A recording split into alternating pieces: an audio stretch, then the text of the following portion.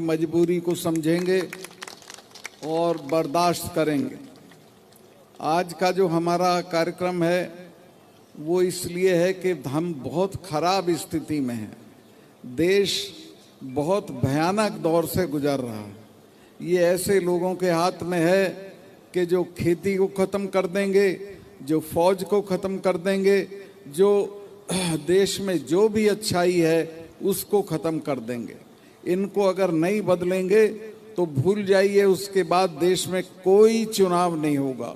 Parliament खत्म हो जाएगी, चुनाव खत्म हो जाएंगे और लोकतंत्र पूरी तरह से खत्म हो जाएगा। मैं इसको भोगे हुए हूँ। मैं जब कश्मीर में गवर्नर था तो वहाँ एक घटना हुई थी जो आप जानते होंगे, पुलवामा। उसमें हमारे 40 जवान शहीद हो गए थे। मैंने ये इनको ढूंढवाया, ये थे नहीं, गए हुए थे नेशनल कॉर्बेट पार्क में। शाम को मैंने इनको बताया कि साहब इस तरह से हमारे जवान मारे गए हैं और उसमें हमारी भी गलती रही है। तो इन्होंने मुझे कहा नहीं चुप रहो, इस पे कुछ मत बोलो। मैं समझा शायद ये इसकी कुछ जांच करेंगे, और गलती ये रही थी कि उन्होंने, जवानों ने या सीआरपी ने 5 हवाई जहाज मांगे थे एक दिन के लिए। उससे वो आ जाते तो वो कारवां नहीं जाता और उनकी शहादत नहीं होती। 4 महीने तक उनकी एप्लीकेशन होम मिनिस्ट्री में पड़ी रही और आखिरकार उसको खारिज कर दिया। वो खारिज नहीं होती तो एक भी जवान की जान नहीं जाती। तो इन्होंने मुझे कहा नहीं चुप रहिए। इसके बाद 2 घंटे बाद मुझे national security adviser Ajit Doval का फोन आया। वो मेरे साथ पढ़ते थे। उन्होंने कहा कि मलिक साहब आप इस पे चुप रहिए, आप सुना कहीं बोल दिए हैं किसी चैनल को कि हमारी भी गलती रही है, इस पे बिल्कुल चुप हो जाइए। तो मैं समझा कि कोई जांच करेंगे, लेकिन मुझे इस बात का अफसोस है कि आज तक पुलवामा कांड की कोई जांच नहीं हुई। उसका कौन जिम्मेवार था ये आज तक देश को पता नहीं चला है। और हुआ ये कि तीसरे दिन से ही उस मामले को राजनीतिक बना के वोट लेने की कोशिशें शुरू हो गईं। पुलवामा के नाम पे वोट मांगी गई। बहुत सी तकरीरें ऑन रिकॉर्ड हैं प्राइम मिनिस्टर की, जिसमें उन्होंने कहा कि ये जब वोट डालने जाओ तो पुलवामा के शहीदों को याद रखना। पुलवामा के शहीदों को लोगों ने तो याद रखा, लेकिन आपने नहीं रखा। आपने आज तक पता नहीं किया कि उनकी शहादत क्यों और कैसे हुई। तो ये बहुत खराब, बहुत खतरनाक, बहुत निर्दयी और बहुत दुष्ट लोग हैं। इनको हटाना आपका कर्तव्य है, आपका फर्ज है। एक बात मैं ये और कहना चाहता हूं कि पुलवामा के अलावा जो भी जितने भी मामले इस देश में हैं, सबसे बड़ा है कि सबसे बड़ा ये है कि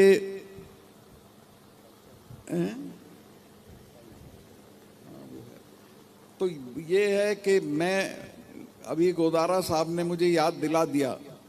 दिल्ली में मैंने एक प्रेस करके कहा कि सावधान रहना, चुनाव आने से पहले ये कोई ना कोई खुराफात करेंगे। ये राम मंदिर पे बम फिकवा सकते हैं, किसी बीजेपी के नेता का कत्ल करा सकते हैं, कहीं दंगा करा सकते हैं। और मैंने बोला ही था कि तीसरे दिन नूह में दंगा हो गया, और नूह का दंगा प्रायोजित था, सरकारी दंगा था, इनके द्वारा कराया गया दंगा था। नूह के लोग, मेव लोग बिल्कुल कम्युनल नहीं हैं। और जैसा मौलवी साहब ने बताया कि भारत का इतिहास भरा पड़ा है उन घटनाओं से जिनसे साबित होता है कि मेव लोग आपके साथ मिल के रहने के आदी हैं। जब राणा सांगा की लड़ाई हुई बाबर से, उस लड़ाई में हसन खां मेवाती 12,000 लोगों को लेके लड़ा था और सारे लोग उसके खप गए थे। खुद मर गया था, लेकिन उसने पीछे पैर नहीं उठाया था। बाबर नामा एक किताब है जो बाबर ने लिखी है, उसमें मैंने पढ़ा है, बाबर लिखता है कि मुझे तब तक चैन नहीं मिली जब तक मुझे ये पता नहीं चल लिया कि हसन खां मेवाती मारा गया, तो उनने शहादत दी, लेकिन राणा सांगा के साथ खड़े रह के दी। फिर अभी जब ये नूह का दंगा हुआ तो ये दंगे वाली जो ताकतें हैं, इन्होंने कोशिश की कि ये किसानों को और खास तौर के जाटों को भड़काएं। तो वहां अच्छी बात ये थी कि हमारे जो खाप के चौधरी थे उन्हें मालूम था कि इतिहास क्या है। इतिहास ये था कि जब चौधरी छोटू राम ने पंजाब में हुकूमत बनाई सर सिकंदर हयात खां के साथ मिलके, तो ये लोग छोटू राम को छोटू खां बोलते थे और उसको कहते थे कि ये हिंदू ही नहीं है। उस वक्त तैयब हुसैन साहब थे मेवों के नेता, उनके पिताजी चौधरी छोटू राम को लेके मेवात गए और वहां उनको 1 लाख आदमी की मीटिंग में रहबरे आजम की उपाधि दी, उनका सम्मान किया। तो हमारे लोगों ने कहा कि भाई नहीं, हमारा इनके साथ भाईचारा है, हम इनसे बिल्कुल नहीं लड़ेंगे। वरना इनकी साजिश ये थी कि अगर दंगा फैलता तो आगरा, मथुरा, भरतपुर, अलीगढ़, जयपुर सब तरफ दंगा फैलता। लेकिन ये अब भी कोशिश करेंगे। मैं आप लोगों से कहूंगा कि उसमें फंसने की बिल्कुल जरूरत नहीं है। आपस में मिलने की आदत डालिए, भाईचारे को बढ़ाइए और इस चीज को समझिए कि ये आपके हित में है। एक और बड़ी इनकी साजिश है और वो ये है कि ये जितना हिंदू मुस्लिम, जब भी कोई बात होगी तो ये हिंदू मुस्लिम करेंगे, उसमें मत पड़ना, कभी भी मत पड़ना। इसके अलावा ये जो है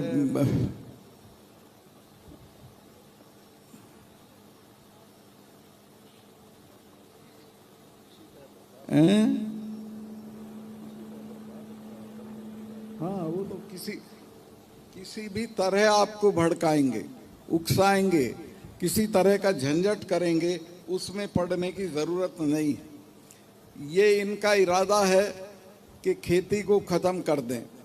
ये जो 4 कानून थे, 3 कानून ये खेती को खत्म करने के लिए थे। फिर इनका इरादा है फौज को खत्म कर दें। फौज में अब ये अग्निवीर ले आए हैं। मुझे बताएं कि कौन बच्चा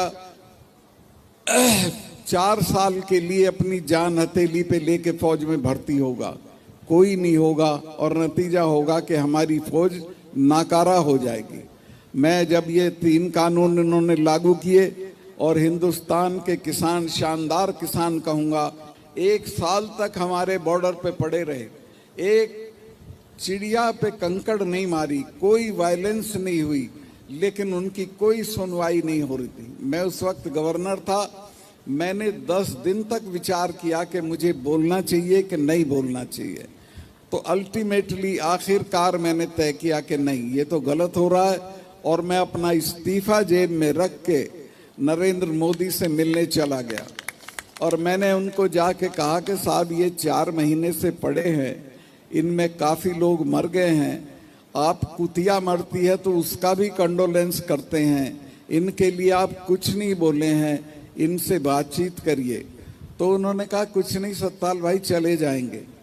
अब मुझे बहुत बुरा लगा इस बात से, मैं गुस्से में था। मैंने कहा कि साहब, आप इनको जानते नहीं हैं, ये तब जाएंगे जब आप चले जाओगे।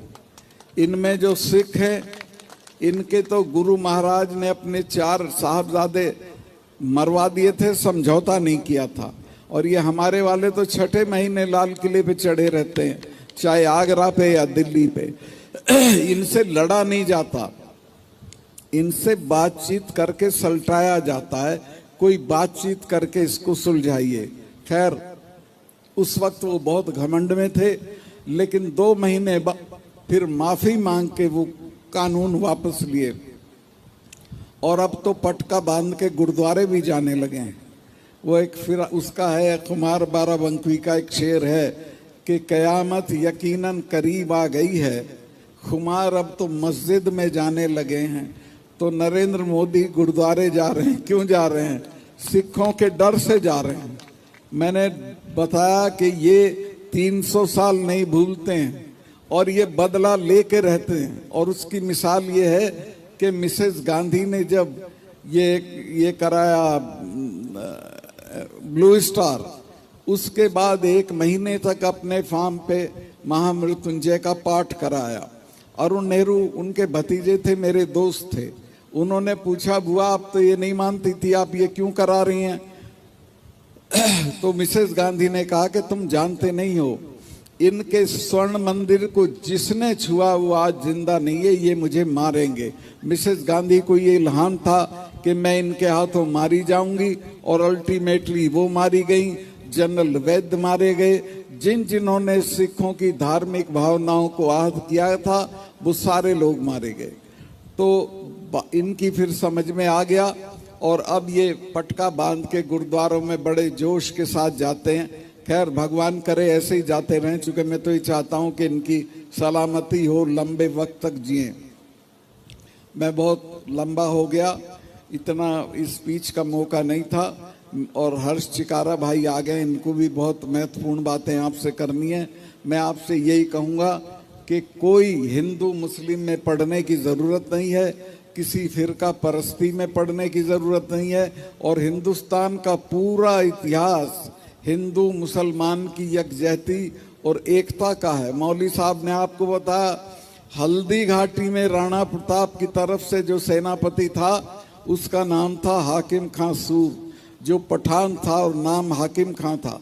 इसी तरह से राणा सांगा के साथ ये अपने हसन खां मेवाती लड़े थे, जो बहुत ही शानदार, बहुत ही बहादुर आदमी थे, और 12,000 लोगों को लेके लड़े थे। एक भी आदमी वापस अपने घर नहीं गया था। तो इतनी एकता आपस में रही है। और अभी भी हमारे यहाँ, तो मैं जहाँ से आता हूँ, मेरठ, मुजफ्फरनगर, वहाँ तो गांव, पूरे गांव में 30% 40% मुसलमान भाई हैं। मैं पूछता हूँ ये पाकिस्तान क्यों नहीं गए, तो उन्होंने बताया कि इन्हें तो हम ट्रेन से उतार के लाए थे कि कहाँ जा रहे हो, यहीं रहो, हमारे भाई हो तुम। और तब से उसी तरह से रह रहे हैं, उसी जज्बे के साथ, उसी नक्शे के साथ, उसी शान के साथ। तो मैं आपसे कहना चाहूँगा कि हम लोग मिलजुल के रहें और अपनी ताकत बनाएं। हमारा एक ही वर्ग है, और वो है मेहनत कश और मजदूरों और किसानों का वर्ग। और हम अपने जमीन के लिए, जंगल के लिए, जल के लिए, उसके लिए लड़ना सीखें, और इस सरकार को आने वाले वक्तों में